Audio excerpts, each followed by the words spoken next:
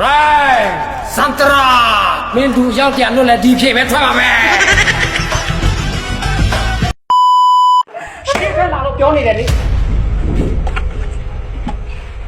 ဘာလို့ငိုတာတော့ သူသမီးကိုလိုက်စားနေလို့ဆရာ သမီးကိုဘယ်လိုစားလို့တော့ သူသမီးကိုငမဲမလို့ခေါ်ပြီးလိုက်စားနေရ မင်းကဘာလို့သူများကိုငမဲမလို့ခေါ်လာတော့ ပုစိုးပစက်မဲနေ တော်သားဟာလေမင်းကသူများအားနဲ့ချက်ကိုတောင်းလာလားမင်းကဘယ်လောက်ထိဖြူနေလို့တော့လက်ဖြတ်ကဲလိုက်စို့ကျွန်တော်သူ့ကို ကျွန်တော်သူ့ကို နောက်တစ်ခါ နောက်တစ်ခါ ငမဲမလို့ ငမဲမလို့ မစားတော့ပါဘူး မစားတော့ပါဘူး ကြက်ကြက်စို့ ကျွန်တော်သူ့ကိုနောက်တစ်ခါငမဲမလို့စားတော့ပါဘူး ညပြီတော့ဟဲ့နေအောင်နေလဲလက်ဖြတ် ရှင် လက်ဖြတ်ကဲနေလဲလိုက်စို့သမီးလဲ သမီးလည်း နောက်တစ်ခါ နောက်တစ်ခါ အသားမမဲတော့ပါဘူး